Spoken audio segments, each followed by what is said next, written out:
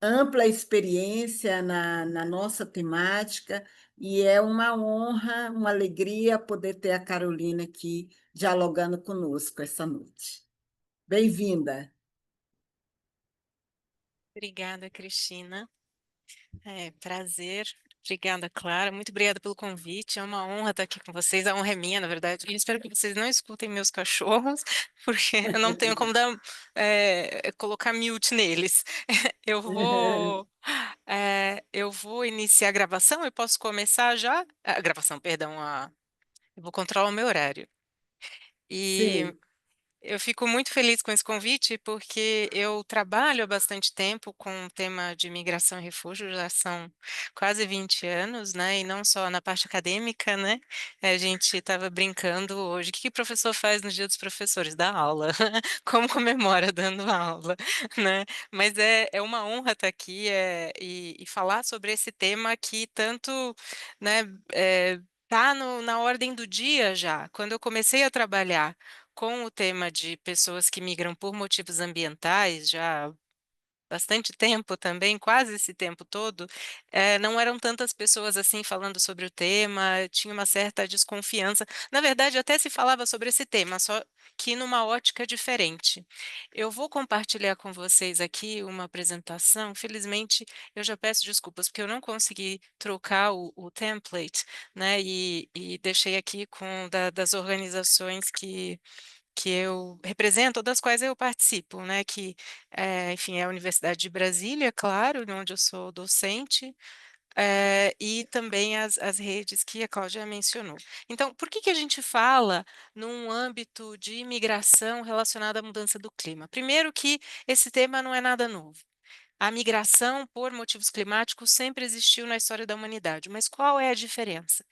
Hoje nós vemos muito mais a perspectiva da mobilidade humana associada a causas ambientais, sejam essas causas relacionadas à mudança do clima ou não. A gente, não só por conta da ocorrência dos desastres, do local onde as pessoas moram, mas também a gente tem uma comunicação muito mais facilitada. Então, hoje a gente tem mais dados, a gente tem uma comunicação mais intensa e e mais rápida também no sentido da assistência humanitária, também no sentido das respostas a essas pessoas, né, da ajuda que é levada a essas pessoas. Então, mas o que eu quero enfatizar nesse início, para trazer, para abrir o tema, é que as migrações sempre foram relacionadas a causas ambientais, além das demais causas. Migrar é sempre uma situação complexa, tanto na decisão de migrar, quanto no processo migratório, em todo o trajetório migratório, e quando a gente chega em outro local, seja dentro do mesmo país ou num país diferente daquele onde se costumava residir. Então, a migração é sempre complexa. Quando a gente leva em consideração as questões ambientais, especialmente mudanças climáticas, elas se tornam muito mais complexas, por diversos motivos. Porque muitas vezes também a gente vai ter situações em que as pessoas migrantes não se entendem como migrantes por mudanças climáticas, porque aquela migração foi motivada por causas econômicas, numa perspectiva quase que imediata, mas a questão ambiental está lá atrás. Por conta de uma desertificação, por conta de uma erosão do solo, por conta da falta d'água, enfim, por conta de diversas situações, né? Falta d'água não só ligada à desertificação, mas também a projetos de infraestrutura que não têm a ver com mudanças climáticas, obviamente, mas que afetam sim a existência humana e podem ocasionar mobilidade. Então, hoje, a gente tem uma situação em que os desastres estão cada vez mais rápidos, mais nítidos, a quantidade de pessoas migrantes também tem aumentado por diversos motivos, seja relacionado a questões ambientais ou não. Então, tanto em relação a conflitos, as pessoas que migram forçadamente dentro do país de origem ou fora, né, ou para outros países, também tem se intensificado por conta dos conflitos internos e internacionais, por questões laborais, econômicas, né, como a gente chama, e também por questões ambientais. E dentro disso tudo, a gente tem situações extremamente complexas, e a gente tem uma vulnerabilidade, uma vulnerabilização crescente da pessoa migrante, principalmente se ela já estava numa situação de vulnerabilidade antes, né? E dependendo, claro, se ela tem alguma necessidade específica no contexto migratório.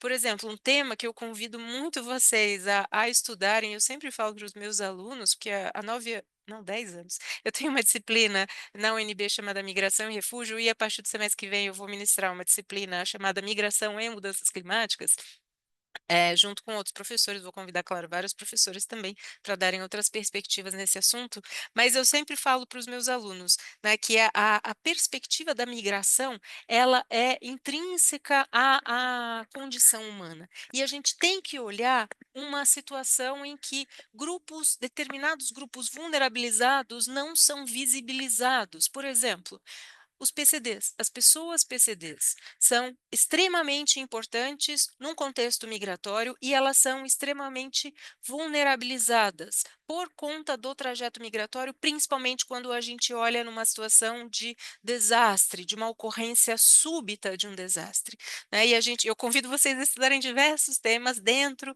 das migrações humanas, né? Especificamente dentro das mudanças climáticas, a gente tem diversas outras perspectivas que são extremamente importantes, levando em consideração, inclusive, grupos sociais específicos. As consequências dessas migrações também são complexas, assim como das demais formas de migração. E, em geral, as migrações relacionadas a questões ambientais são migrações forçadas. Existe sim um grau de voluntariedade, a pessoa pode dizer: eu quero ficar, eu decido ficar nesse local, apesar de eu não ter acesso à água potável, apesar desse desastre, enfim, por diversos motivos, ou porque é uma pessoa com dificuldade de mobilidade, ou porque ela precisa cuidar de outro familiar numa situação de imobilidade, ou uma questão médica, por exemplo, ou também porque ela quer preservar seu patrimônio, porque ela tem laços culturais e não quer sair dali. Então, a gente diz sim que é uma migração forçada, mas existe dentro dela um grau de voluntariedade. Por isso que eu prefiro utilizar uma teoria, na verdade, são duas teorias que chegam em pontos diferentes, mas bastante próximos, que são da migração de crise e migração de sobrevivência. Nas duas, a gente pode colocar a causa ambiental como um fator que leva à migração. Então, eu migro para sobreviver. Eu realizo um movimento migratório no espaço geográfico dentro do meu país de origem ou para outro país, porque eu busco sobrevivência para mim e para minha família. E as consequências são imensas, tanto dentro do próprio país, quanto quando as pessoas migram para outros países. A questão do idioma, que nem sempre é a mesma, a questão de realocação no mercado de trabalho, questões de xenofobia, enfim, questão de reconhecimento de diploma, que vocês com certeza, né, com a qual vocês já se depararam e a gente se depara toda hora, né? Então, diversas outras situações tornam a migração por questões ambientais também complexa como os outros movimentos migratórios. Os dados também são bastante imprecisos, porque a gente tem algumas situações em que a própria pessoa não se vê como imigrante por motivos ambientais, porque a migração, o motivo da migração está lá atrás. Muitas vezes o Estado não tem condições de mapear as regiões ou mapear as pessoas, mesmo quando a gente fala em desastres abruptos, quando a gente pensa no que seria uma defesa civil do Estado ou equivalente, né, para prestar assistência às pessoas e para fazer um monitoramento logo no início, né, da situação que gerou uma necessidade de mobilidade humana. Então, não necessariamente a gente vai ter dados imprecisos, dados precisos, perdão. E quando a gente trabalha com assistência humanitária, os dados são importantes porque a primeira resposta que a gente vai fazer tem que levar em consideração a quantidade de pessoas que eu tenho naquele local. A gente tem que se basear em alguns documentos internacionais, muitos da área médica, para a gente entender. Eu tenho mais ou menos X pessoas aqui, e dessas pessoas eu sei que eu preciso prover pelo menos 15 litros de água por dia para essa pessoa sobreviver. Então, eu tenho que fazer,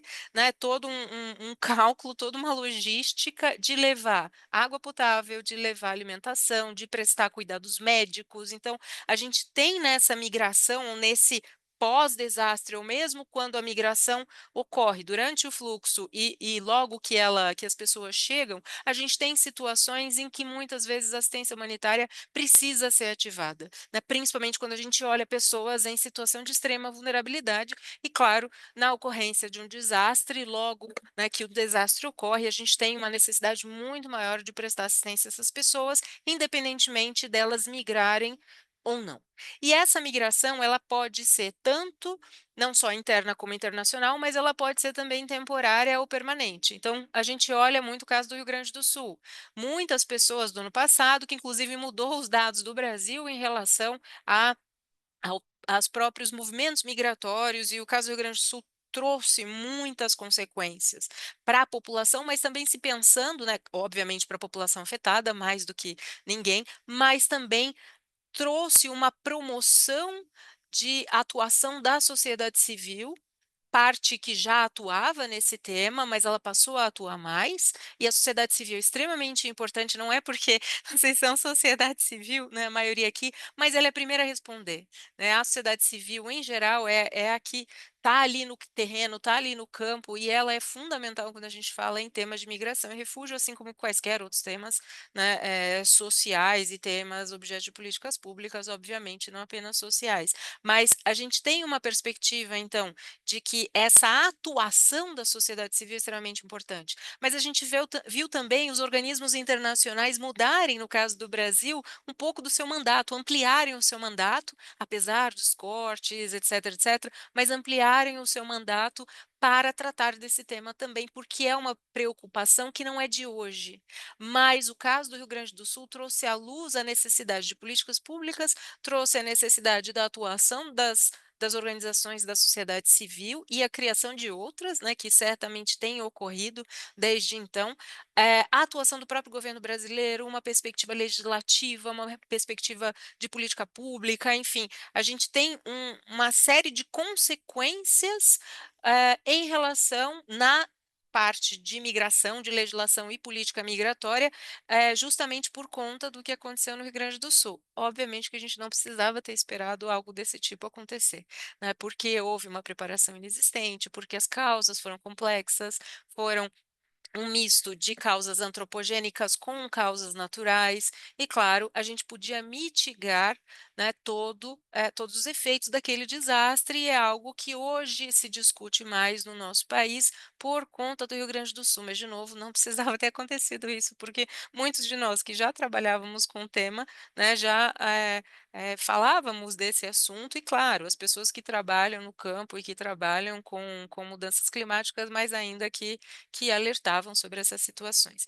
Mas só para trazer um pouco de dados, a gente tem alguns dados internacionais sobre as migrações motivadas, né, por todos, né, por questões ambientais, por conflitos, e dentro da perspectiva do Acnur, do Alto Comissariado das Nações Unidas para Refugiados, o tema ele vai entrar de migrantes ambientais muito mais dentro de IDPs, de pessoas internamente deslocadas. Claro que o Acnur já reconhece a existência de pessoas que migram internacionalmente por questões ambientais, principalmente mudanças climáticas, mas é uma situação bastante difícil de se compreender, até porque muitas dessas pessoas têm uma outra causa associada. Então, quando a gente está falando de pessoas que são refugiadas com base na Convenção de 1951 sobre o Estatuto dos Refugiados, a gente tem lá 5 possibilidades, né? Eu vou retomar esse tema, mas só para trazer um pouco em relação a esses dados deste ano, de junho deste ano do Acnur,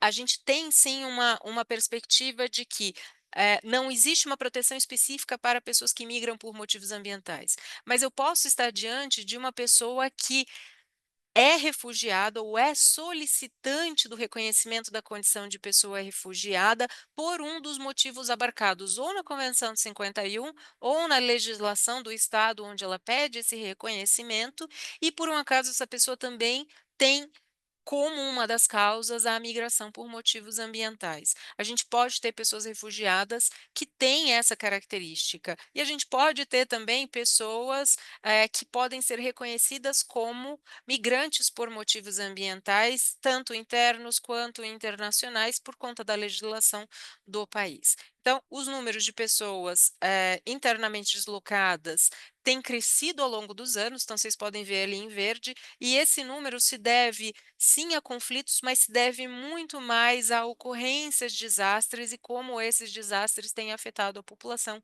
em todo o mundo. Além dos dados do Acnur, os dados do IDMC, do Internal Displacement Monitoring Center, têm mostrado já há muitos anos, há quase 15 anos, que as migrações internas, quando as pessoas não ultrapassam o território do estado onde elas vivem, tem aumentado não só em conflitos, quanto em desastres. Mas nos últimos vários anos, não necessariamente nesses 15 anos, mas nos vários últimos anos, a migração por desastres, migração forçada por desastres, tem aumentado consideravelmente em relação àquela migração por conflitos. Então, a gente tem um reconhecimento de que essa situação já atingiu um nível de altíssima preocupação interna e internacional. Então, não que ela não existisse antes, sim, ela existia, mas ela era invisibilizada, né? E ela não era objeto de tanta preocupação assim de estados que não viam como uma grande causa de migração e que hoje vem, né, como o Brasil. A gente não via uma perspectiva de migração por questões ambientais, sobretudo mudanças climáticas, visibilizadas do ponto de vista da política pública, da legislação e da própria atuação dos órgãos de governo e até da sociedade civil há alguns anos, né? Mas a gente, e claro, dos organismos internacionais, de todos os atores das migrações internacionais, resumindo, mas diante de diversas situações que já ocorreram no passado e têm ocorrido muito recentemente, esse tema, né, veio à tona. Quais são as causas das migrações associadas às mudanças climáticas ou ao meio ambiente de uma forma geral? Primeiro, a gente tem as causas antrópicas ou antropogênicas, em que a nossa intervenção no meio ambiente gera a migração, por exemplo, em processos erosivos, né, em construções irregulares, ou não levando em consideração o impacto no meio ambiente, e esse impacto ambiental acaba impactando a própria vida humana e fazendo com que possa haver uma migração, né, seja só por esse impacto antropogênico ou associado a outras causas. As causas naturais que independem da interferência humana no meio ambiente, então a gente vai olhar terremotos, maremotos, tsunamis, quando o terremoto, né, em águas profundas, ele cria ondas gigantes, ou como de 2004, que ficou bastante conhecido, né, na perspectiva de assistência humanitária no Oceano Pacífico, Oceano Índico, perdão, no final de 2004, Natal de 2004. E a gente tem outras situações que mostram para a gente que a associação das causas antrópicas com as naturais faz com que a migração por motivos ambientais seja ainda mais enfatizada quando a gente tem essas causas mistas. Então, eu olho, por exemplo, Rio Grande do Sul. Eu olho exatamente o Rio Grande do Sul. Eu tinha causas naturais, mas relacionada à precipitação, relacionada à laninha, relacionada a questões climáticas que independem da interferência humana. Mas eu também tinha causas antrópicas, sobretudo as construções irregulares, o licenciamento ambiental que foi concedido a despeito da legislação e a despeito dos órgãos de fiscalização, né? Então, a gente tem causas mistas e essas causas fazem com que a situação possa vir a gerar uma migração por motivos ambientais. E quando a gente fala na migração por motivos ambientais, relacionados ou não a mudanças climáticas, nós temos duas formas de vê-lo.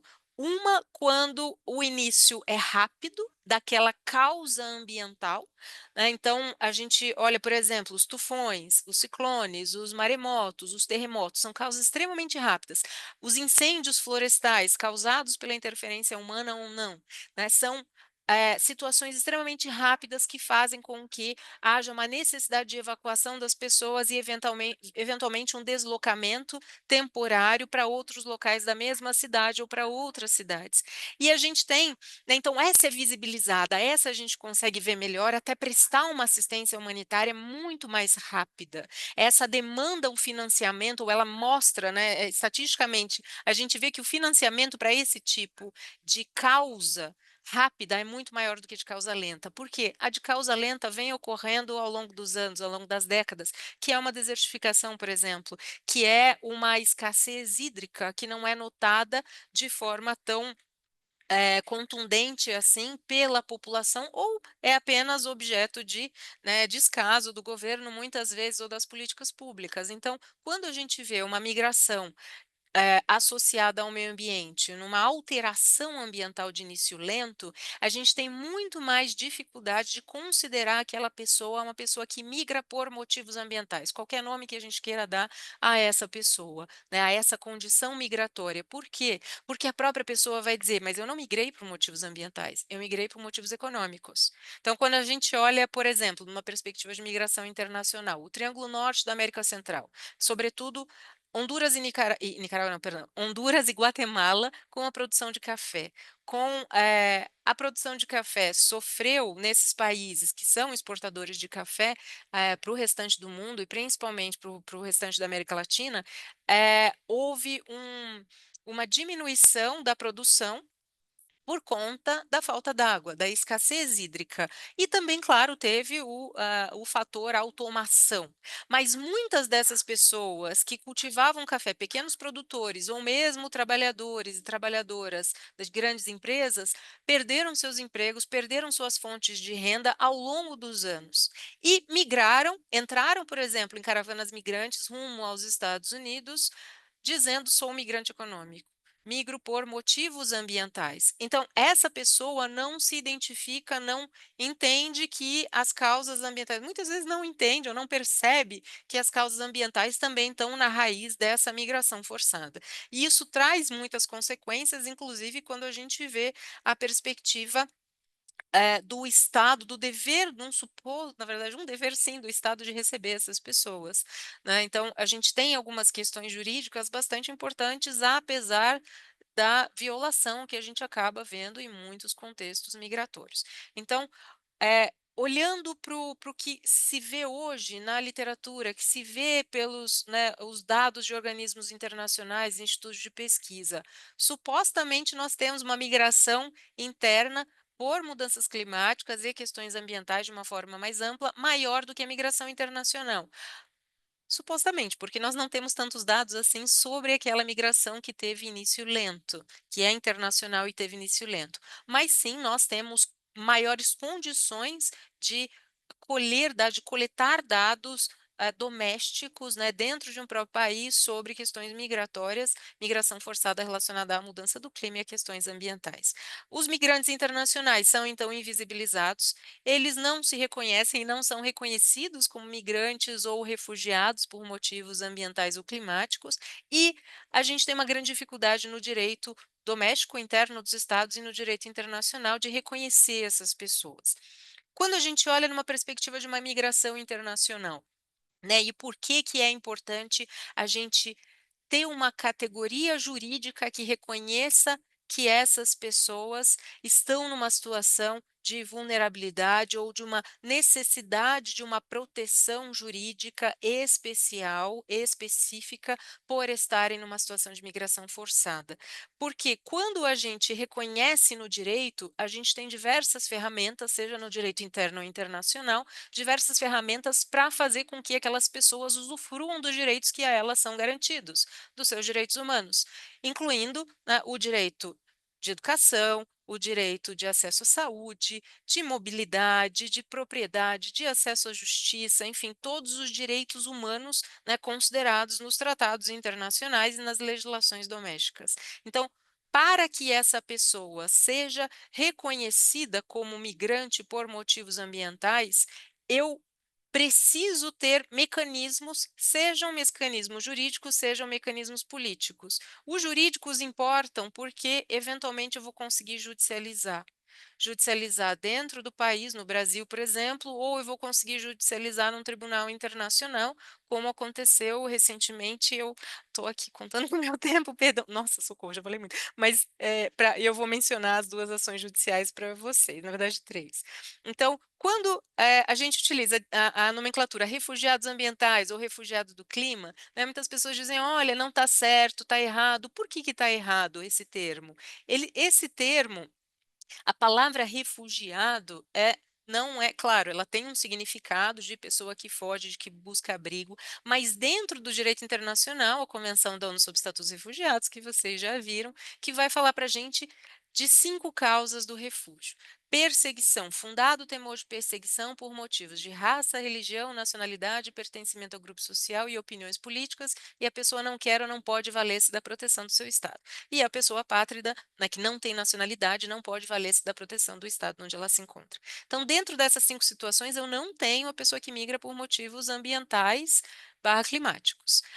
Eu poderia eventualmente colocar essas pessoas dentro de grupo social, como vocês também viram, que é possível em determinados grupos que não foram reconhecidos originalmente pela Convenção de 51, mas cuja proteção foi adaptada pelas legislações dos estados e também recomendada essa ampliação pelo Acnur dentro do fator grupo social, como a gente vê, por exemplo, as pessoas LGBTQIAPN+, né, que têm uma proteção referente a grupo social, e a gente tem outras pessoas também, portadoras de determinados genes, enfim, que entram nessas condições. E aí a gente tem um nicho maior também de pessoas em outras formas de perseguição, né, que entrariam em grupo social. Então, dentro do direito internacional, para fins da Convenção de 1951, para aquele tratado internacional, pessoa refugiada tem que estar dentro daquelas 5 categorias. Mas esse tratado internacional vai ser internalizado pela legislação doméstica dos estados. Significa que o Estado vai dizer: eu trago esse tratado, eu crio a minha lei de refúgio e eu crio os meus procedimentos para o reconhecimento da condição de pessoa refugiada. Eu, Estado, se quiser, posso alterar um pouco esse tratado. Eu posso alterar dentro do que o tratado me permite. E o tratado me permite ampliar as situações de reconhecimento de refúgio. Então, alguns estados reconhecem de forma ampliada. Vocês viram o Brasil, na Lei 9474 de 97, nossa lei de refúgio, ampliou a definição de pessoa refugiada com base numa sugestão na reunião de 1954 em Cartagena, na Colômbia, para várias situações, incluindo grave e generalizada violação de direitos humanos. Então, a gente tem na nossa legislação, nosso artigo 1º, lá da Lei 9474 de 97, uma ampliação da definição de pessoa refugiada. Por quê? Porque o Estado tem o domínio reservado, ou que se chama nas relações internacionais soberania, para dizer eu quero ampliar, porque eu acho que o que eu, Estado, ou eu, legisladores, né, nós, legisladores, entendemos que aquele tratado de 1951 é fundamental, é muito importante para um nicho que, infelizmente, é muito grande de pessoas, e às vezes cada vez maior, né? Os anos têm mostrado cada vez maior. Mas ela já está desatualizada em relação a 1951, porque ela veio num contexto específico de perseguição na Europa durante a Segunda Guerra Mundial, né? E vocês viram lá também a cláusula geográfica, a cláusula temporal, que foi retirada em 1967 no protocolo à Convenção de 51. Então, os estados podem dizer: eu quero atualizar um pouco essa proteção e eu vou ampliar. Aí, alguns estados reconhecem pessoas que migram internacionalmente por questões ambientais e climáticas. Então, o Estado pode fazer isso, apesar dos organismos internacionais dizerem que não. Mas o Estado pode fazer isso. Tanto que a gente tem várias legislações já nesse sentido, tanto reconhecendo como pessoa refugiada, como reconhecendo como pessoa migrante em categorias específicas. No direito internacional, o que, que nós temos nas pessoas internamente deslocadas, né? Nós temos é um, um documento internacional que não é um tratado, é uma declaração política muito importante, mas ela é uma declaração política, ela não tem força jurídica, eu não posso levar para os tribunais os princípios norteadores dessa declaração, que se chama Princípios Norteadores do Deslocamento Interno. E ela vai dizer para mim: pessoa internamente deslocada é uma pessoa que migra forçadamente dentro do país de origem, ela não ultrapassa fronteiras internacionais, e um dos fatores pelos quais essas pessoas podem migrar é sim o desastre, é sim uma alteração ambiental significativa que inviabilizou a sobrevivência ou dificultou a qualidade de vida daquela pessoa, daquele grupo social. Então, dentro da categoria deslocado interno, nós temos pessoas que migram por motivos ambientais, um reconhecimento político. Não há uma vinculação jurídica, não é uma norma de hard law, como nós chamamos no direito internacional, é uma norma de soft law, que na verdade é uma declaração política, mas ela é extremamente importante, entre outras coisas, não só pelo reconhecimento que ela deu, pela visibilidade que ela deu para essas pessoas, mas também pelo fato de que vários países criaram leis internas, leis domésticas sobre proteção de pessoas internamente deslocadas. O Brasil não fez isso e perdeu uma imensa oportunidade quando aprovou a lei de migração em 2017, Lei 3.445 de 2017. Mas, por conta do Rio Grande do Sul, veio um projeto, na verdade, mais de um projeto, mas a gente já tem projeto hoje no Congresso Nacional para reconhecer os direitos das pessoas internamente deslocadas. Poderia ter vindo antes, não veio, mas veio agora e, né, espero que venha de fato para reconhecer essas pessoas. Então, por que eu preciso dar um nome para essas pessoas? Porque o direito precisa reconhecer, porque politicamente eu preciso reconhecer e visibilizar essas pessoas, né? Independentemente da gente, claro, a gente olha uma perspectiva técnica, eu como jurista, como advogada, eu vou olhar e eu ensino meus alunos a perspectiva técnica. Mas ontem mesmo eu estava discutindo em sala de aula com eles alguns termos que numa perspectiva sociológica, numa perspectiva antropológica, a gente pode usar. Mas, quando a gente transfere esse mesmo termo para o direito, a gente tem que entender como que é, né, a aplicação jurídica e se existe aplicação jurídica. Né? E muito rapidamente, essa questão de pessoa refugiada. Então, eu falo, refugiado ambiental, refugiado do clima, né? Mas como uma forma de me endereçar a essas pessoas, como uma forma de chamar atenção, até politicamente, para essa situação.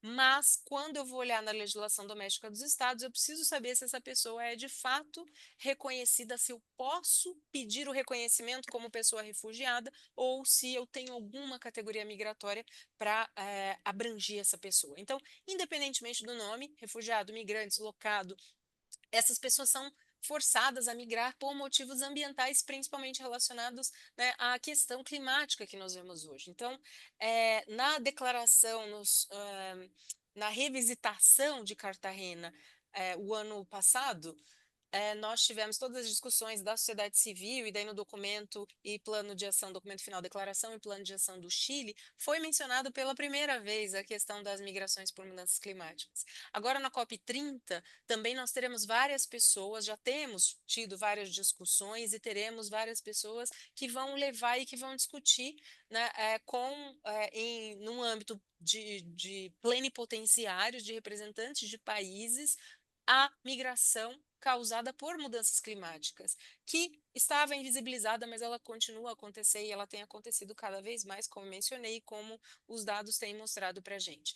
Então, por que eu preciso reconhecer essas pessoas no direito? Por exemplo, por que eu precisaria reconhecer essas pessoas ou me facilitaria reconhecer as pessoas do Rio Grande do Sul numa legislação doméstica sobre deslocados internos por motivos ambientais, né, no caso de causas mistas, porque eu não precisaria esperar que o governo federal publicasse um decreto presidencial dizendo sobre um aporte financeiro emergencial para aquelas pessoas. Eu não precisaria esperar a bondade de uma política de governo para que essas pessoas tivessem os seus direitos humanos protegidos e garantidos. Claro, essas pessoas tiveram imediatamente a assistência humanitária pela sociedade civil que já estava em campo, pelos seus pares que já estavam lá, que viveram a mesma situação, né, pelas próprias vítimas do desastre, pela sociedade civil que já estava lá, organizada,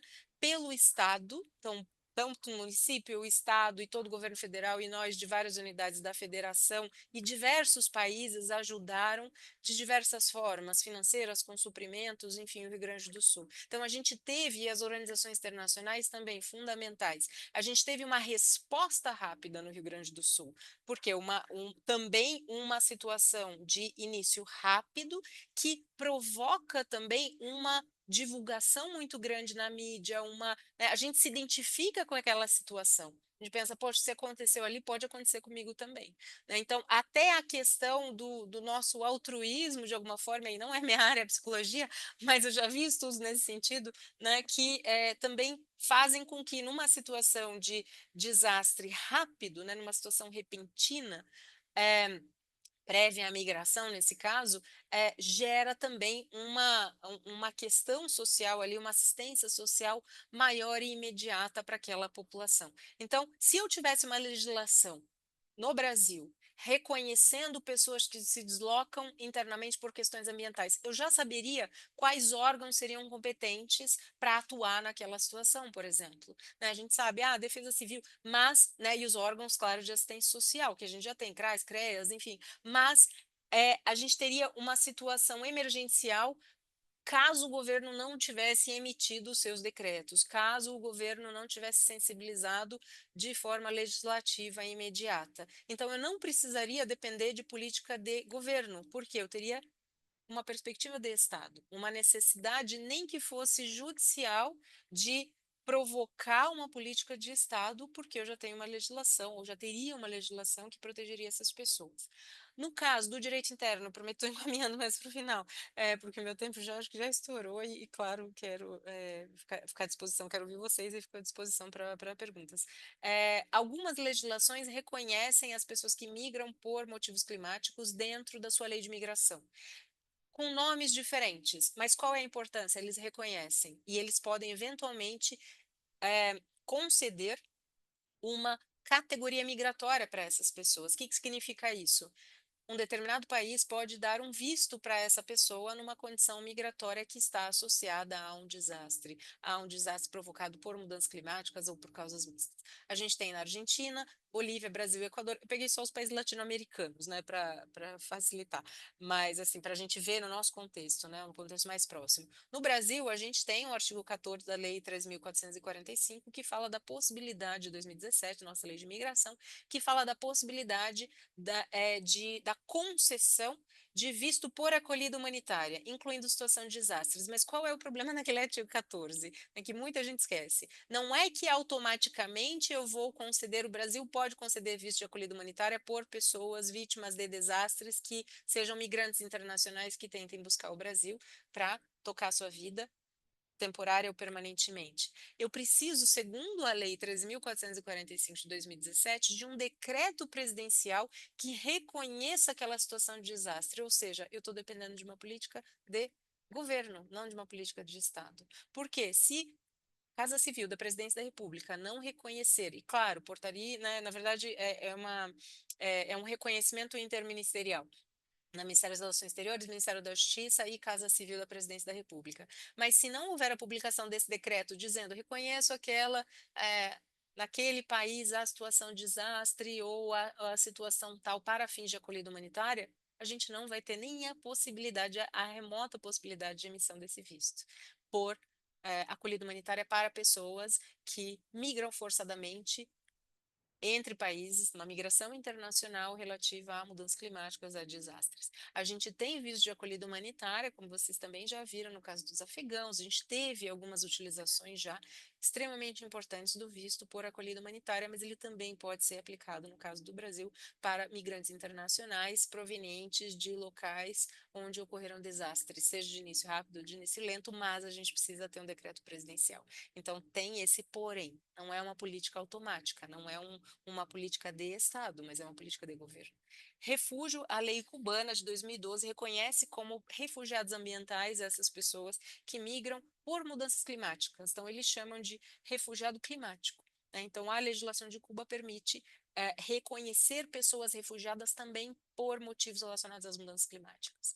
Então, isso são algumas, mas a gente tem em outros continentes também leis que falam de formas diferentes, que dão nomes diferentes para a categoria migratória, mas que de fato acabam reconhecendo pessoas que migram por motivos ambientais e migram internacionalmente, pessoas que nós dizemos na migração não nacionais do Estado. O imigrante é um não nacional do Estado quando ele chega, e por isso ele precisa, né, de uma autorização de entrada e de Estado, ele precisa de um documento válido geralmente passaporte, mas se a gente tem, né, tratados biomultilaterais que isentam passaporte, pode ser um outro documento que comprove a identidade, a nacionalidade e a filiação, enfim, nascimento, etc., dessa pessoa, e também um visto que é a autorização de estada, que é a expectativa de direito, e aí a pessoa, quando passa pelo controle migratório, é recebida, né, com aquele visto, o agente de fronteira pode, por algum motivo, não permitir a entrada daquela pessoa, ou caso a pessoa entre, né, tenha autorização de estada no território nacional, ela pode usufruir dos direitos relativos àquele tipo de visto. Né? E, claro, eventualmente, essa pessoa imigrante deixa de, né, torna-se nacional brasileira através, né, da naturalização. Direito interno, quando a gente fala de IDPs, que são as pessoas internamente deslocadas, os Internally Displaced Persons. Colômbia, El Salvador, Guatemala, Honduras, México e Peru, na América Latina, tem legislação que reconhecem, que pegam aquela declaração política, que não é um tratado, né, vinculante, aquela declaração política, os princípios norteadores de deslocamento interno, e internaliza dentro da sua legislação, criando uma norma jurídica que dê conta de pessoas que migram internamente por questões ambientais, incluindo mudanças climáticas. E a legislação que eu confesso que eu mais gosto é a legislação mexicana, desses três estados, né, a legislação estadual nesses estados. Por quê? Porque ela reconhece com uma carteirinha, com um documento de identidade específico, e claro, isso hoje pode ser digital também, para reconhecer a prioridade dessas pessoas que, por exemplo, estão numa situação como no Rio Grande do Sul, para fins de assistência humanitária, para fins de assistência social. Então, essa pessoa receberia créditos mais rápido do governo, receberia por ser reconhecida dentro daquela categoria. E como eu que reconheceria? Eu reconheceria com base nos dados do nosso IBGE, com os dados censitários, né? E reconheceria ali para a população dos municípios afetados. Essa pessoa tem preferência na assistência social para receber cesta básica, para acesso à saúde, para uma série de direitos, para que eles sejam garantidos para essas pessoas que migram internamente por questões ambientais, incluindo mudança climática. Então, esse é o motivo pelo qual seria importante a gente ter no Brasil, e agora a gente tem, né, um projeto de lei que espero que não fique, né, esquecido como outros, porque esse tema é bastante importante. E nos desafios, a gente tem o reconhecimento jurídico, como eu mencionei para vocês, mas também uma proteção efetiva. Então, por quê? Não adianta eu ter no direito, né, uma norma que diz, olha, reconheço refugiados ambientais ou migrantes por motivos ambientais no plano internacional. Então, é ideal a gente ter um tratado, sim, global, não apenas um tratado regional, mas o mais importante é que esse tratado seja assinado, ratificado pelos países e internalizado na legislação doméstica, para que ele seja efetivo, para que a gente possa medir a efetividade desse tratado. E leis domésticas também, que são uma forma menos demorada, não disse mais rápida, menos demorada, para a gente ter o reconhecimento da categoria jurídica dessas pessoas e não depender mais de política de governo, mas sim se pensar numa política de Estado. A judicialização é uma outra forma. O que é a judicialização? Levar para os tribunais questões relativas à garantia dos meus direitos como pessoa migrante, migrante interno ou internacional. E a gente teve recentemente duas opiniões consultivas em tribunais internacionais. Uma foi na Corte Internacional de Justiça, lá na Haia, um pedido que foi feito pela Assembleia Geral da ONU, agora em 23 de julho último, a Corte deu seu parecer consultivo sobre responsabilidade internacional dos estados por mudanças climáticas. Então, numa perspectiva do direito internacional, quais as responsabilidades em diversos temas dos estados por mudanças climáticas? Entre elas, a questão da mobilidade humana, né? Entre elas, a necessidade de se aplicar um princípio que vem do direito internacional das pessoas refugiadas, que é o princípio da não devolução, o princípio do não refoulement. Por quê? Porque muitas vezes essas pessoas que migram internacionalmente por motivos climáticos não conseguem retornar ao estado de origem, porque o estado de origem não é capaz de dar sobrevida a essas pessoas, de garantir sobrevivência, de garantir qualidade de vida. Esse parecer consultivo, ele traz diversos temas e ele é importante também em mobilidade humana relacionada à mudança climática. Antes de eu falar do outro parecer consultivo, só comentar rapidamente um caso, o caso Teitiota, que é um caso de uma família de Kiribati, ou Kiribás, que pediu reconhecimento de refúgio na Nova Zelândia, dizendo que são refugiados ambientais. Foi um pedido infeliz da consultoria jurídica, do advogado, da advogada, porque a legislação da Nova Zelândia dizia especificamente que pessoas refugiadas são aquelas da Convenção de 51. Então, como advogada, eu buscaria outras formas, né, de proteção jurídica, sabendo que aquela lá muito provavelmente não ia ser efetiva para a proteção, reconhecimento de refúgio daquelas pessoas, como de fato não foi.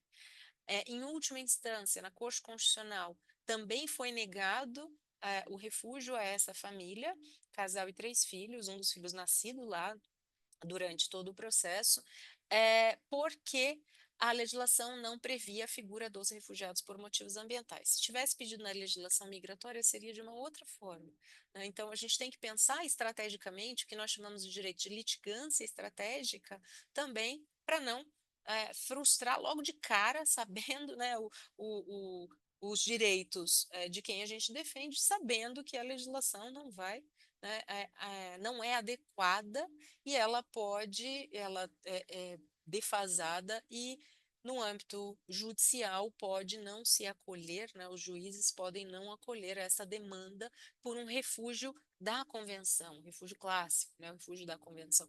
Mas esse caso chegou a ser levado depois para o Conselho de Direitos Humanos da ONU, né, em dezembro de 2020, uma decisão do Conselho de Direitos Humanos da ONU foi justamente na aplicação do princípio da não devolução, porque essas pessoas não tinham qualidade de vida, não tinham garantia de sobrevivência e, sobretudo, pensando nas crianças, no direito à saúde, direito à educação delas, em Kiribati e Kiribati. Porque Kiribati é um país, né, é um local onde há muita falta d'água, além de conflitos, além de questões políticas. Então, esse caso mostra também o princípio da não devolução. E um outro parecer consultivo também deste ano, também bastante recente, mas que daí falou especificamente sobre a responsabilidade dos estados em relação a mudanças climáticas relativo aos direitos humanos, que foi um parecer consultivo da Corte Interamericana de Direitos Humanos, né, como um enunciado, a forma pela qual a Corte Interamericana vê responsabilidade em direitos humanos, sobretudo lá no Pacto de São José da Costa Rica, na Convenção Americana de Direitos Humanos, dos estados em relação a mudanças climáticas. Entre outros temas, também a perspectiva que a gente tem que levar, que é a da mobilidade humana. Então, qual é a responsabilidade do Estado em relação à mobilidade humana, à migração associada à mudança climática? O Estado tem que continuar a garantir os direitos humanos daquelas pessoas. Tem que garantir o direito à saúde, e dentro do direito à saúde a gente coloca alimentação adequada, o direito a educação, direito de acesso à justiça, direito de propriedade, todos os direitos humanos consagrados nos tratados internacionais, nas legislações domésticas, como obrigações do Estado em relação a uma pessoa, a pessoas migrantes por motivos ambientais e climáticos, tanto numa migração interna quanto internacional. Então, a gente tem essa sinalização extremamente recente, deste ano, de 2025, de tribunais internacionais muito importantes, um regional e um global, um de direitos humanos e um direito internacional geral, que falam para a gente que esse é um tema extremamente importante. Então, a visibilização desse tema também pegou, né, também foi além para tribunais internacionais para dizer, olha, a gente tem ferramentas jurídicas. A gente pode já não ter reconhecido a categoria migratória, refugiado ambiental, migrante ambiental, deslocado ambiental, mas essas pessoas, mesmo sem a categoria, sem o nome, sem o visto específico, têm direitos humanos assegurados, precisam ter pelos estados. Então, essa questão é extremamente importante e por isso que quando a gente trabalha com migrações, em geral, mas migrações associadas a questões ambientais e climáticas, diversas frentes precisam ser trabalhadas ao mesmo tempo, a política, a jurídica, a assistencial. Por quê? Porque a assistência humanitária é outra perspectiva imediata na verdade, de curto, médio e longo prazo, assistência humanitária para essas pessoas que migram por motivos ambientais. Porque a gente vê também que a questão no Rio Grande, situação no Rio Grande do Sul, né, já tem mais de um ano e as pessoas, ainda as famílias, continuam com muitas dificuldades, com muitos problemas, né, com muitas vulnerabilidades. E elas não vão passar tão rápido. Então, a gente não pode esquecer dessas pessoas. Por mais que o tema tenha saído da mídia, por mais que a gente tenha diversos outros temas, né, para cuidar e outros, né, tantos outros grupos para os quais prestar assistência humanitária, essas pessoas não podem ser esquecidas, porque uma vez que a migração acontece, uma vez que o desastre acontece, ela pode vir a gerar a migração. E mesmo que ela não gere a migração, essas pessoas ficam ainda numa situação de vulnerabilidade por muito tempo, né? Então, esse tema, espero ter tratado assim,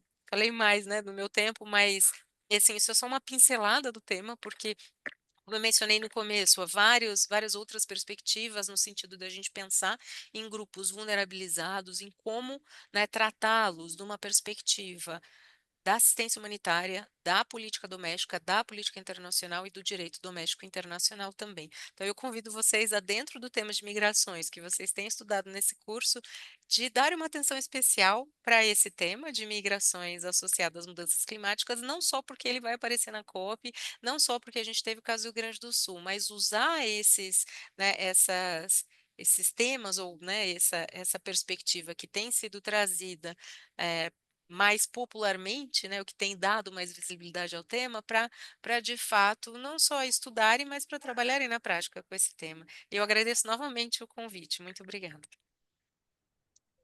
A gente que agradece, né? As pessoas estão aqui já falando direto no chat como a aula foi maravilhosa. Realmente é agradecendo muito aqui, pedindo contato seu, e-mail, enfim. Ah, Foi muito boa mesmo. É um tema denso, né? A gente tem muita coisa para falar sobre ele, mas agradecemos demais. E eu vou começar a trazer aqui algumas das questões que as pessoas colocaram que eu achei também muito interessantes, né? A primeira, meu Deus, eu perdi, estava bem aqui comigo. Aqui. Sobre o desastre que ocorreu no Haiti nos anos 2000, que foi o terremoto que motivou essa migração maciça para o Brasil, ele poderia ser definido como uma migração fundada em calamidade ambiental?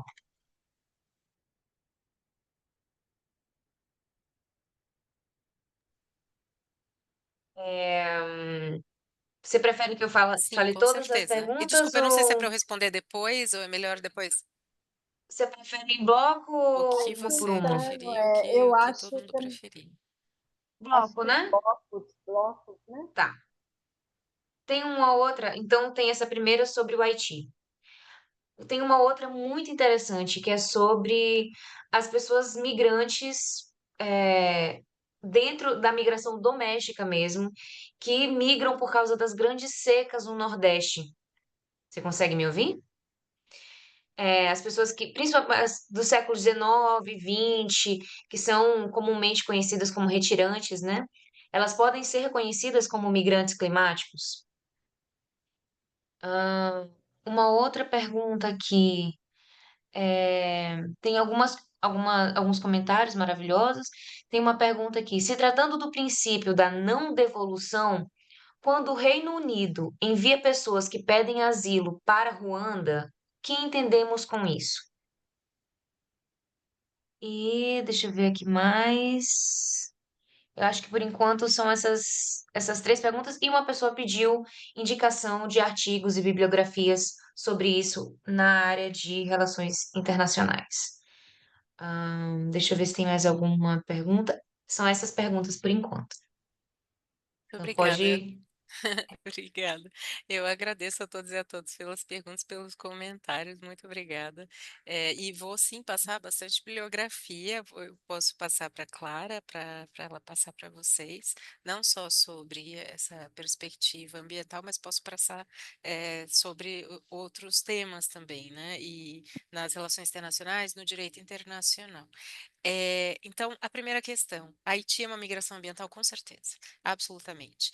E ela, na verdade, a gente olha as pessoas haitianas do terremoto de 12 de janeiro de 2010 como refugiados clássicos, refugiados lá da convenção que tiveram uma causa a mais, uma complexidade a mais no que eles já poderiam ser refugiados da convenção, pensando sobretudo na perspectiva de Cartagena, da ampliação da definição de pessoa refugiada, porque as pessoas haitianas, enquanto a MINUSTAH estava, né, presente no país e ainda hoje, na verdade, estão numa situação de grave generalizada violação de direitos humanos, né? Claro, a gente olha alguns nichos, algumas cidades numa maior vulnerabilidade do que outras, mas essas pessoas podem sim ser consideradas refugiadas da Convenção de 51, né? E também da definição ampliada de refúgio por Cartagena, grave generalizada violação de direitos humanos. E por motivos ambientais também, apesar da falta de reconhecimento né, da categoria do refugiado ambiental, do migrante internacional por motivos ambientais, com certeza. Então, as pessoas haitianas, sobretudo aquelas no pós-terremoto de 2 de janeiro de 2010, estão nessa situação de extrema complexidade, e a gente teve lá as 4 ondas de imigração haitiana no Brasil, né? A gente tem diversos estudos feitos sobre isso, mostrando, né, os grupos que vieram num primeiro momento, no segundo, no terceiro e no quarto momento, né, como, né, as fases, entre aspas, dessa migração. Mas com certeza ela é considerada uma migração por motivos ambientais. Só que a gente teve uma questão de que foram solicitadas, né, algumas pessoas solicitaram refúgio e o CONARE não reconheceu pela preocupação de que o reconhecimento geraria de pessoas refugiadas que de fato elas já eram, antes do terremoto de 2010, elas já poderiam ter, né, essa proteção como pessoas refugiadas, antes até de acontecer o terremoto em 2010, mas a preocupação do Brasil, né, e de alguns outros países latino-americanos foi de que o reconhecimento da condição de refúgio geraria um fator de atração para o país, que mais pessoas haitianas viriam para solicitar refúgio, o que era infundado, o que se tornou infundado, mesmo a gente vendo uma migração maior de pessoas haitianas, não é, claro, em dados. Eu não gosto de botar sempre números, porque a questão é que por trás de cada número tem uma pessoa, né? E que é titular de direitos e deveres, mas direitos, obviamente, sobretudo numa situação de vulnerabilidade. Então, a gente teve outras alternativas migratórias. Na minha opinião, essas pessoas tinham que ter sido reconhecidas como refugiadas porque elas já tinham as condições para o refúgio da Convenção de 51 e Cartagena e a ampliação de Cartagena. A questão ambiental só piorou, só trouxe mais complexidade àquela situação que já poderia gerar uma migração forçada. E as alternativas foram diversas, então, né, as formas de acolhida e de reconhecimento foram diversas, baseadas na proteção complementar ao Estatuto de Refúgio, né, o Estatuto dos Refugiados. Então, quando a gente fala o que é proteção complementar, que a gente vê nos artigos, nos estudos sobre as pessoas haitianas, é uma proteção complementar ao Estatuto dos Refugiados, ao direito internacional das pessoas refugiadas, porque não se vislumbrava ainda, se passou a vislumbrar desde então, né, a perspectiva de vistos por acolhida humanitária ou por vários nomes, né, por razões humanitárias. No caso do Brasil, a Resolução 97 do CENIG, que veio, foi a primeira, depois vieram outras, que vieram com a perspectiva do visto permanente por razões humanitárias. Na verdade, era um visto temporário por razões humanitárias, e hoje, na lei de imigração, nós temos o visto, a possibilidade do visto por acolhida humanitária, que é um visto já dentro da categoria de visto temporário que precisa ser renovado, né? E eu tô vendo aqui, apareceu uma outra, mas eu vou aqui em relação, vou só voltar, mas eu vi que tem Ah, mais um. Então, aqui no, sim, em relação aos retirantes, o Nordeste com certeza são migrantes climáticos, são pessoas internamente deslocadas por mudanças climáticas. Então, quando a gente estuda lá na escola, na década de 1960, 70, inclusive, né, muitos que vieram, né, para construir Brasília, são, sim, migrantes por motivos climáticos. E a gente não tinha reconhecimento dessas pessoas para fins de política pública, para nada, só, né, a gente estuda na escola, lá nos nossos livros, dizendo que essas pessoas iam para trabalhar nos grandes centros urbanos, né, e vinham fugindo da seca do Nordeste. E a seca é uma situação ambiental, uma alteração ambiental significativa de início lento. Ela demora para ser percebida, ela não é imediata, apesar da percepção da população, quando a gente olha numa perspectiva antropológica, ser absolutamente fundamental, né, para a gente entender que a população é a primeira que sente, a primeira que percebe as alterações, né, e as pessoas sim são migrantes ambientais. No caso, se a gente for olhar, né, o que existe hoje no direito internacional e no direito doméstico, seriam pessoas internamente deslocadas por motivos climáticos, né? Com certeza. Obrigada pela pergunta. E no Reino Unido, enviando pessoas, né, para Ruanda, e também o Reino Unido, ele é, antes de Ruanda, antes desse acordo com Ruanda, ele tinha navios que eram utilizados para solicitante de refúgio. O princípio do não-refoulement, o princípio da não devolução, é absolutamente violado nesses casos, né? E é uma situação que a gente chama, num tema de criminalização das migrações, junto com o tema de refúgio. Então, é basicamente criminalizar as pessoas solicitantes da condição de pessoas refugiadas. Então, quando o Reino Unido recebe essas pessoas, né, principalmente que chegam ali pelo Canal da Mancha, mas que também chegam por via aérea, que chegam, né, em outros pontos do território, e assim que a pessoa solicita refúgio, ela é detida, muitas das vezes detida, e enviada para Ruanda ou colocada nesses navios em alto mar, né, ou às vezes no mar territorial mesmo, britânico, para fins de solicitação de refúgio, que leia-se para esperar a decisão de refúgio, que muito provavelmente será negativa. O Reino Unido já viola a Convenção de 51, viola normativas do Conselho da Europa. Ele não é parte da União Europeia, mas ele é parte do Conselho da Europa, então ele tem ainda, né, legislações que ele precisa respeitar, e a própria legislação britânica. Dentro desse contexto, é uma clara criminalização das pessoas solicitantes de refúgio. E isso é muito nítido, porque a gente tem. O Reino Unido não é o primeiro caso, infelizmente, né? A Austrália tem diversos casos. A Austrália foi os primeiros casos, assim, os mais recentes, ali desde 2007. A Austrália entrou no radar nessa perspectiva de violação do princípio da não devolução. Mas a Austrália fazia um pouco diferente, que é o que a Itália fazia e que a Itália ainda faz, eh, que é o que o Reino Unido passou a fazer também, mas que é interceptar os barcos dos migrantes que chegam por barco, no caso da Austrália, principalmente o Rohingya de Myanmar, que são pessoas apátridas, sem nacionalidade, e são também imigrantes forçadas, então elas têm aquela dupla proteção de refúgio e de apatridia, e esses barcos eram interceptados, as famílias separadas, mulheres e crianças enviadas para a ilha de Nauru, num centro de detenção, e homens enviados para Papua Nova Guiné. O centro de detenção da Papua Nova, violando o não refoulement, violando a não devolução. Essas pessoas nem chegavam no território australiano. Por que elas ficavam nesses centros de detenção? Que na verdade são prisões. Eles chamam de centros de processamento da condição de pessoa refugiada. É um grande, assim, é uma grande figura de linguagem, né?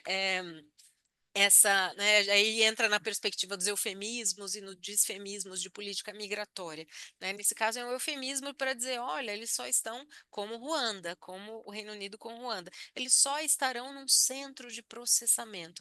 É um nome quase que não chega a ser poético, mas ele não é tão feio quanto, não tem outra palavra, quanto prisão. Porque de fato é uma prisão.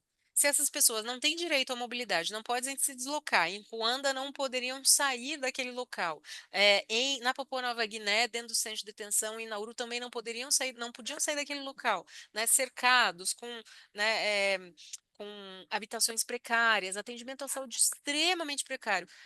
Procurem, se vocês estiverem tristes, não, tá? Mas assim, procurem na internet o Pacific Solution da Austrália, 2007, ou Nauru, Centro de Detenção Crianças. E aí vocês vão ver que é uma situação horrorosa, principalmente em relação ao acesso à saúde, assédio e violência sexual contra mulheres e crianças, de quaisquer idades.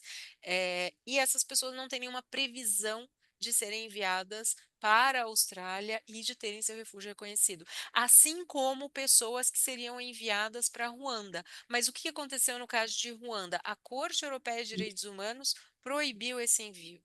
A Corte Europeia, porque como o Reino Unido ainda faz parte do Conselho da Europa, ele não deixou o Conselho da Europa, ele deixou a União Europeia, o Conselho da Europa é um outro organismo internacional, ele ainda submete à Corte Europeia de Direitos Humanos depois de esgotados todos os recursos internos, depois de atingir o último nível na jurisdição interna doméstica do Estado.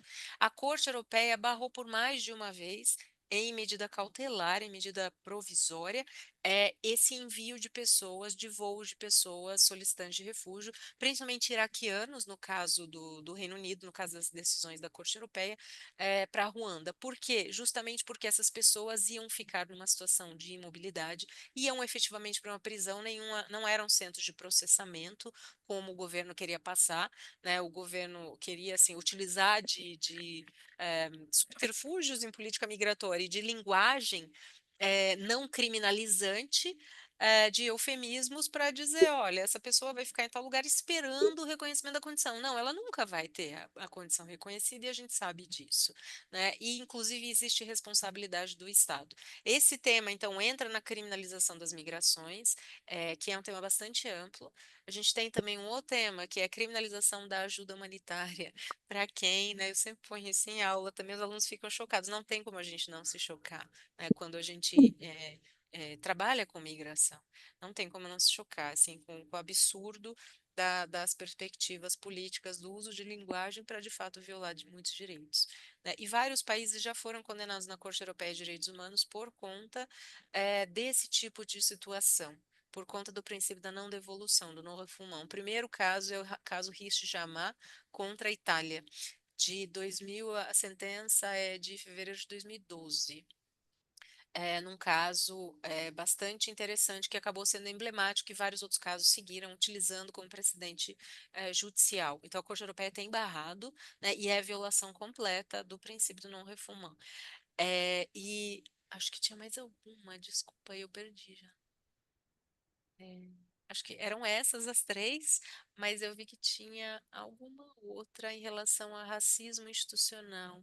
A razão do temor atrativo ao Brasil. Ah, com certeza. Obrigada, Regiane. Com certeza, é uma situação absurda. Tanto que, em relação às pessoas haitianas, em relação às pessoas congolesas, no Brasil, né, a gente tem toda essa questão do racismo estrutural, de xenofobia. Ao mesmo tempo que a questão haitiana mostrou um lado positivo, que foi as associações, organizações da sociedade civil trabalhando incessantemente para acolher aqueles homens que foram a primeira leva, né, que vieram para trabalhar. Quando eles foram literalmente despejados ali na rodoviária do Tietê, foi um caos, foi uma coisa horrorosa. Eu trabalhava no MJ na época, assim, foi absolutamente assustador como consultora, né?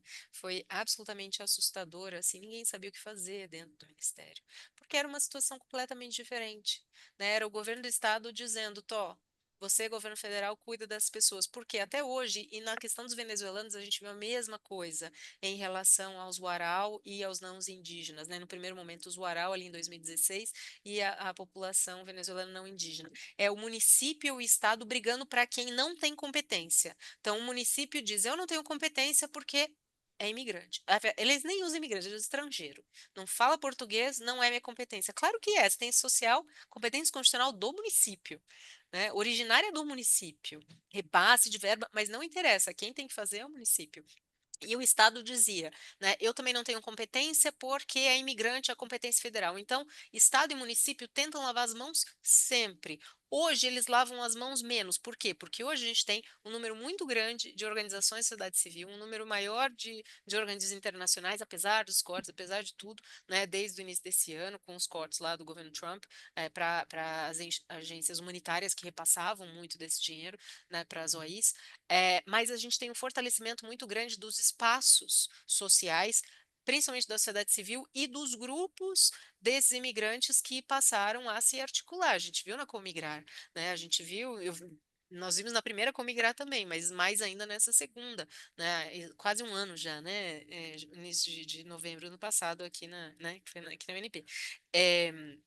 É, organizado pelo MJ. Então, a gente tem essa situação no Brasil bastante nítida, né, dessa disputa de não competência. Eu não quero ser competente. Assim, não interessa se você não quer. Aí vem a Defensoria Pública da União, que é outro órgão fantástico, desculpa, me empolguei, outro órgão fantástico que abraçou a causa, que criou uma coordenação específica para migração, refúgio e apatridia. Por quê? Diante das violações de direitos, principalmente das pessoas haitianas, né? E claro, antes delas, até a gente tem lá a ação civil pública dos refugiados palestinos, idosos palestinos, mas a gente tem uma judicialização no Brasil muito maior por causa da questão haitiana. E na questão haitiana, a gente viu quão despreparados nós estávamos enquanto governo, enquanto sociedade civil, enquanto sociedade.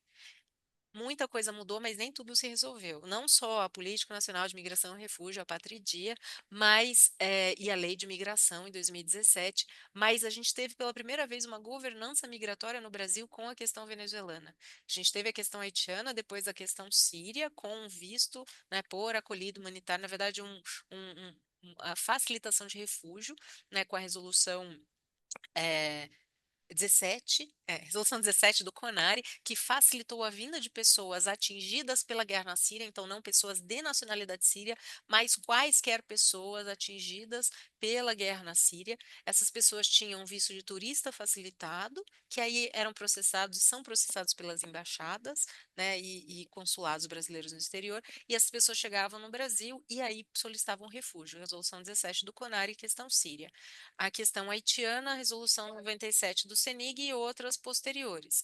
A questão venezuelana, que foi outro movimento migratório diverso. A gente sempre teve muitos movimentos migratórios, mas esses trouxeram uma necessidade de se revisitar a legislação, fortalecer a sociedade civil, fortaleceram a atuação dos organismos internacionais, porque diante das lacunas do Estado.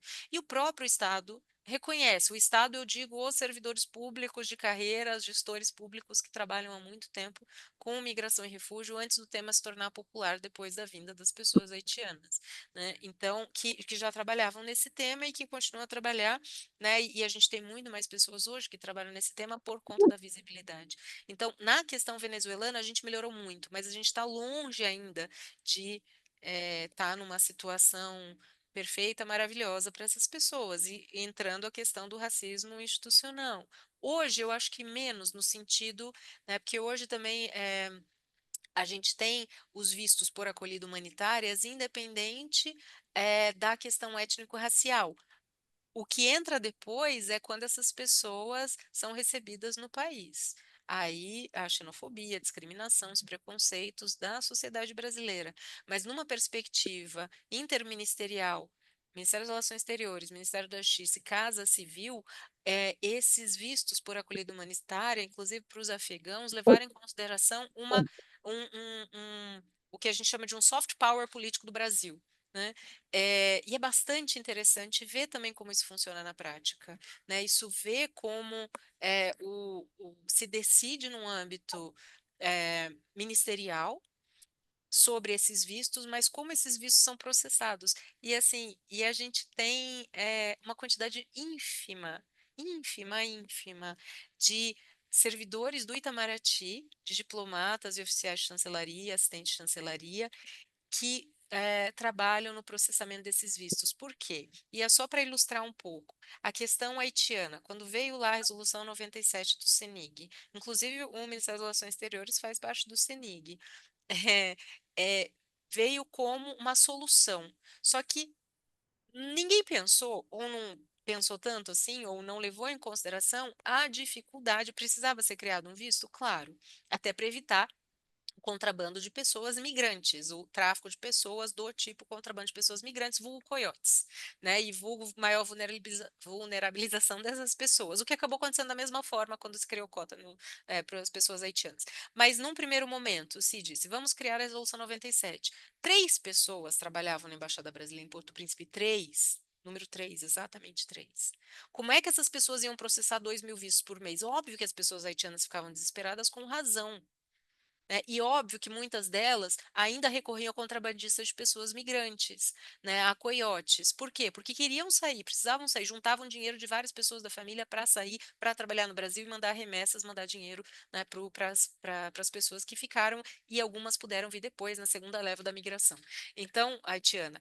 E então a gente vê numa perspectiva, o Brasil precisa criar, mas a gente não tem institucionalmente isso. Estou falando também como servidora pública, a gente não pode deixar, e claro, a política nacional também vem para forçar a gente a corrigir isso, né?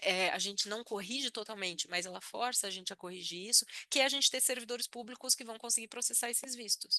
Então, o que que acontece cada vez mais? A Defensoria Pública da União entra com ações, né? Primeiro notifica ao Ministério das Relações Exteriores e depois entra com ações judiciais, né? Pedindo tutela de urgência, geralmente mandado de segurança, para ou depois ações civis públicas, para forçar o governo brasileiro a conceder aqueles vistos no Afeganistão, né, dos afegãos, na verdade, em Islamabad, no Iraque, enfim. Mas a gente acaba vendo que nós temos pouquíssimos servidores, pouquíssimos. Então, a gente tem uma questão de verba também, né, que aí é uma outra questão. Então, a gente diz, mas foi criada essa política extremamente importante, sim, mas ela está sendo eficaz? Ela só é eficaz quando a gente trabalha com ela em toda a cadeia. Eu não estou dizendo para não criar, pelo contrário, precisa criar, né, visto por acolhida humanitária, mas a gente não precisa, não pode esquecer do resto da cadeia. E qual é o resto da cadeia? A questão da cadeia, né, de trabalho, a questão do acolhimento. Então, eu só criar esse visto, eu vou acolher como essas pessoas, e vocês de Guarulhos sabem muito melhor do que eu estou falando, né? Então, e agora patrocínio comunitário, que é positivo de várias formas, mas que é visto com os olhos tortos, né? Porque também pode criar dificuldades. Então, que é uma forma do governo dizer, olha, eu não tenho condição de acolher essas pessoas todas, eu delego para a sociedade civil, eu delego para a população, né? Então, a gente tem que ver também que a gente tem todo um processo longo, não é só criar o visto, é fazer com que ele seja efetivo. E na emissão e no acolhimento dessas pessoas. E depois, vários outros problemas que a gente tem em migração e refúgio é como que eu vou reconhecer o diploma dessa pessoa para ela continuar trabalhando na área na qual ela já se formou. Porque nesses 20 anos trabalhando com migração e refúgio, eu já ouvi muita gente dizendo, mas doutora, eu trabalho, eu sou médico, no meu país de origem, e aqui eu tenho subemprego. Absolutamente nada contra subemprego, pelo contrário, mas a pessoa se sente até emocionalmente mal, né? Porque estudei, fiz aquele curso e trabalho tanto e tenho tanta experiência, eu podia estar usando isso no Brasil. Então, a gente tem diversos problemas para resolver, diversos. Alguns foram resolvidos, aliás, vários foram resolvidos, né? Mas a gente ainda tem diversos problemas, diversos obstáculos, mas a gente tem visto no Brasil, né, que quem trabalha bastante tempo com um tema, assim, vê, claro, alguns retrocessos, mas muito mais avanços, no sentido de se pensar não só no âmbito de política pública, mas de política migratória, que é outro nicho, que é se pensar nessa questão dos vistos, que é a questão da acolhida, que é a questão da a própria sociedade civil, fortalecimento, os espaços na academia, enfim. Então, e os coletivos das pessoas migrantes. Então, a gente tem evoluído muito, e agora a política nacional, né, da semana passada, então a gente tem evoluído muito, mas ainda tem muito que fazer. E na questão da migração relacionada a mudanças climáticas, então a gente está muito próximo da estaca zero, basicamente, do ponto de vista jurídico e político, né? Muito próximo, que é uma pauta também que precisa avançar bastante, porque essa migração está aí, ela não é para amanhã, não é para daqui 10 anos, ela já existe, né? E ela tem atingido o Brasil internamente também, né? E a gente não precisa esperar outra situação ruim e difícil do ponto de vista de desastres, do ponto de vista populacional, do ponto de vista, né, dos ecossistemas, para para agir, como no caso do Rio Grande do Sul. A gente precisa de políticas preventivas também em desastres e uma preparação muito melhor do que a gente tem hoje. Vocês têm mais alguma pergunta?